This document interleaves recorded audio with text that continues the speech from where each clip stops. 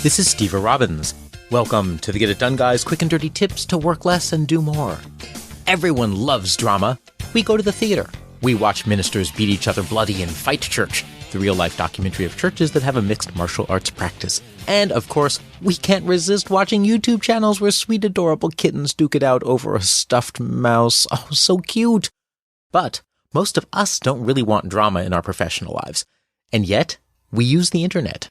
The internet lets us communicate in 10,000 different ways, so coordinating and negotiating anything takes a billion more steps. Then, when a negotiation gets dropped or delivered to the wrong inbox or accidentally BCC'd to the entire company, leading your boss to ask at the next status meeting, what is a ball gag anyway? Drama arises. One person ends up knowing something that another one doesn't. One person shows up on time, snowshoes and flamethrower in hand, while their teammate is at home watching Netflix having missed the calendar invite. Chaos ensues. And we don't want chaos. Trust me.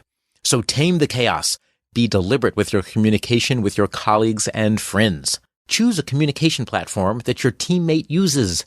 It's easy to blast someone on every social media platform they inhabit until you get the response you want. But that takes time. And then you risk them getting the messages on different platforms many months apart. The last thing you need is having them show up with their flamethrower on the wrong day. Pick the right social channel by identifying what is most convenient for you and the other person, and then stick to that channel with that person. Don't send your 2-year-old niece a birthday message on LinkedIn. She wouldn't get it because she'd be too busy reading articles on creating corporate culture. And don't send your boss an important proposal on Instagram because then your boss would see pictures of what a ball gag actually is. When you start working with someone, ask them for their preferred communication channel. Everyone's different. Bernice has offered to dog sit her neighbor Boba's teacup poodle. The poodle's name is, of course, Salacious Crumb. She needs to coordinate the pup's drop-off.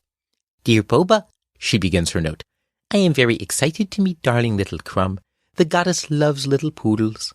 If I need to reach you due to an unexpected emergency, what is the best way to do so? Boba responds that a text message is best for emergencies. Now Bernice knows that if little Crumb accidentally falls into a well or has a run-in with an Audrey 2, Boba is just a text message away. Use the channel the way that they want you to use it. Knowing the preferred channel isn't enough. You also need to know how to use it, because people can use a mix of channels. Boba told Bernice to use text messages for emergencies, but email for puppy pickup and drop-off. Boba only checks email twice a day, but texts get pushed right to the readout on his helmet visor, which he has no chance of missing. Other people may want to communicate, such as with Snapchat, with voice, or Instagram, with a comment, or whisper with a secret hashtag, or as a calendar invite, or as a link to an article, or as an article cut and pasted, or as a smoke signal from the top of a mountain, or as a Facebook post. Find out what they want and use it the way they want it. When you're ready to communicate, know your objective. What is the end result that you're looking for? If you're talking with a friend, sure, be chatty and be social and all that stuff. But for anyone else, don't be chatty. Be targeted and concise. If Bernice wants to know when to pick up and drop off little Salacious Crumb, she would do best to write exactly that. Boba, please let me know exactly when you want me to pick up and drop off little Salacious. Thank you very much, Bernice.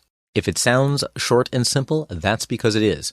Now, the only possible danger is sounding a little bit too abrupt. So if needed, soften the message. Open by making it explicit that you're being brief as a favor to both of you. Dear Boba, I am keeping this short so you can respond quickly. I need to know when to pick up and drop off little Salacious. Thank you very much. Also, be specific. The person who's reading isn't necessarily thinking about the conversation when they get your reply, even though you are thinking about it when you write your reply. So avoid pronouns. If you write, I'll bring it myself, you may know what it is, but they may not. After all, they may be juggling multiple conversations on their end. You think that it refers to a tasty picnic lunch, and they're in a conversation where it refers to a ball gag. Be explicit. I'll bring the picnic lunch myself. You'll avoid all kinds of awkwardness.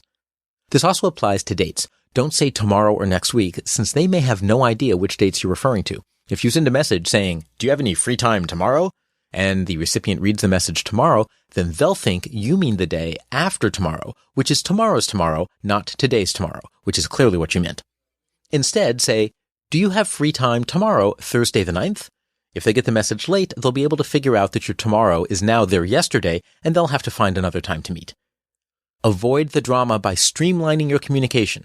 Know what each person's preferred communication channel is and use it.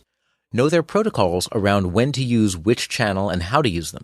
Keep your message tightly tied to your objective and be specific. Tune in next week for another great episode.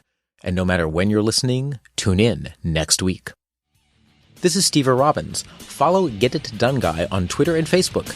I run webinars to help people build extraordinary careers.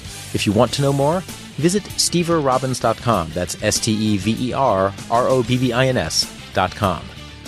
Work less, do more, and have a great life.